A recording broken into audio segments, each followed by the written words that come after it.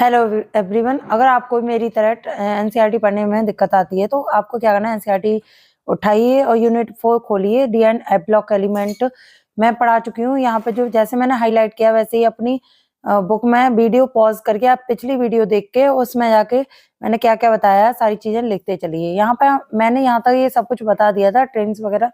अब यहाँ पे हमारा स्टार्ट होना है जनरल प्रॉपर्टीज और ट्रांजिशन एलिमेंट्स।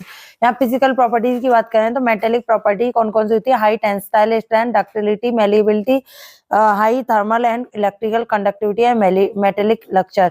अब यहाँ पे एक्सेप्शनल बिहेवियर होता है zinc, cadmium, mercury and manganese का। मैग्नीज का एक्सेप्शनल बिहेवियर यहाँ पे लिखा हुआ भी है मैग्नीज, क्योंकि क्वेश्चन में पूछ लिया था इसलिए मैंने इसको यहाँ पे हाईलाइट किया है। तो यहाँ पे क्या होता है, इसके जो इलेक्ट्रॉन्स होते हैं 3d5 वो टाइटली बाउंड होते हैं और लेस अवेलेबल होते हैं डिलोकेलाइजेशन के लिए, जो कि स्ट्रॉन्ग मेटेलिक बॉन्ड बनना चाहिए। ठीक है, और कंपैरिजन करा जाए तो क्रोमियम से। ठीक है, अब यहाँ पे मैग्नीज और टेक्नीशियम का अगर ये क्वेश्चन पूछ लिया जाए तो यहाँ मैग्नीज और टेक्नीशियम की दोनों की सेम प्रॉपर्टी होती है और यहाँ पे वही सब लिखा हुआ, आप पढ़ लीजिए क्योंकि यहाँ पे लिखा हुआ है ना, anomalous behaviour of manganese and technetium. अब यहाँ पे जिंक, कैडमियम, मरकरी जो है, इनके अलावा सारे मेटल्स क्या होते हैं, वेरी हार्ड होते हैं और लो वोलेटिलिटी होती है, यानी लिक्विड फॉर्म में नहीं रहते हैं, और मेल्टिंग और बॉइलिंग पॉइंट इनके हाई होते हैं। ठीक है, अब यहाँ पे आप देख सकते हैं इसका trend in melting point of transition element. यहाँ पे सबसे ज्यादा मेल्टिंग पॉइंट टंगस्टन का होता है, लेकिन बात करें पीरियोडिक टेबल में क्रोमियम, तीनों सीरीज में क्रोमियम, मोलिब्डेनम एंड टंगस्टन सबसे ज्यादा टंगस्टन का होता है, क्योंकि टंगस्टन के जो बल्ब होता है उसका फिलामेंट बनाने के काम में आता है।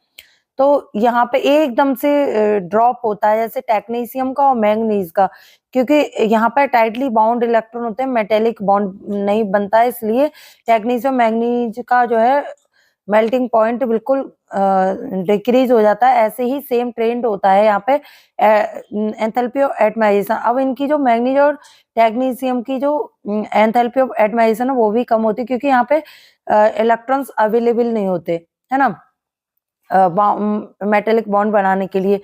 अब यहाँ पे कुछ ये सब मैंने बताई दिया जो लिखा हुआ था। अब यहाँ पे लिखा हुआ है in general greater the number of valence electron, तो एंथैल्पी ऑफ एटमाइजेशन उतनी ही ज्यादा क्या होगी, हाई होगी, और हाई बॉइलिंग पॉइंट भी होगा। ठीक है, तो जो एंथैल्पी ऑफ एटमाइजेशन क्या होती है, उसमें tend to novel in their reactions, उसकी वजह से। ठीक है, अब यहाँ पे सेकंड और थर्ड सीरीज है greater enthalpy of atomisation corresponding to element of first series. अब यहाँ पे आप देख ही सकते हैं इसके दोनों के ग्राफ सेम है, यहाँ पे metallic melting point and enthalpy of atomisation के। अब यहाँ पे आगे देखें तो 3D 4D एंड 5D में, तो 5D का जो ग्राफ है वो ऊपर है क्योंकि उसकी एंथैल्पी ऑफ एटमाइजेशन सबसे ज्यादा है। और यहाँ पे जो हम अब एटॉमिक आयनिक रेडियाई की बात करें तो एटॉमिक रेडियाई जो इफेक्टिव न्यूक्लियर चार्ज की वजह से होती है यहाँ पे, यानी कि शील्डिंग जो इफेक्ट होता है डी इलेक्ट्रॉन का कम होता है। और सो इससे क्या होता है, electron no net electrostatic attraction आ जाता है न्यूक्लियर चार्ज और आउटरमोस्ट इलेक्ट्रॉन के बीच में, क्योंकि यहाँ पे जो इलेक्ट्रॉन्स फिल करे जाते हैं उनका उनकी वजह से चार्ज जो है उनकी रेडियस कम होती जाती है एलिमेंट्स की, है ना, क्योंकि न्यू इलेक्ट्रॉन एंटर करते हैं, है ना, डी सब सेल में। तो यहाँ पे न्यूक्लियर चार्ज क्या होता है, टोटल पॉजिटिव चार्ज होता है न्यूक्लियस का। ओके, तो इफेक्टिव न्यूक्लियर चार्ज क्या होता है, इफेक्टिव न्यूक्लियर चार्ज यहाँ पे लिखा हुआ है the net force of attraction between outer electron and nucleus they surround. Nucleus के चारों तरफ जो इलेक्ट्रॉन होते हैं उनकी सबसे आउटर मोस्ट इलेक्ट्रॉन उसका नेट फोर्स न्यूक्लियस पे। तो अब यहाँ पे Z effect is equal to होता है जेड माइनस सिग्मा। जेड क्या है, न्यूक्लियर चार्ज है, और सिग्मा है स्क्रीनिंग इफेक्ट। ठीक है, अब आगे देखो यहाँ पे लिखा हुआ है नोट करके, in a given series the atomic radius decrease first 5 element due to Z effective. क्या होता है, यहाँ पे इंक्रीज हो रहा है और रिमेन कांस्टेंट, यानी कि फी कोनी आयरन कोबाल्ट और निकल का, ठीक है, उनका कांस्टेंट होता है क्योंकि जेड इफेक्ट वहां पे कैंसिल आउट हो जाता है न्यूक्लियर चार्ज स्किनिंग इफेक्ट के द्वारा। एंड फाइनली इंक्रीज, फिर कॉपर से जिंक की तरफ इंक्रीज होता है। ठीक है, अब यहाँ पे एस पी डी एफ का जनरल ट्रेंड देखे तो F block element F orbital का जो स्क्रीनिंग इफेक्ट होता है सबसे कम होता है, एस का सबसे ज्यादा होता है, और डी और एफ की जो दोनों पुअर शील्डिंग होते हैं।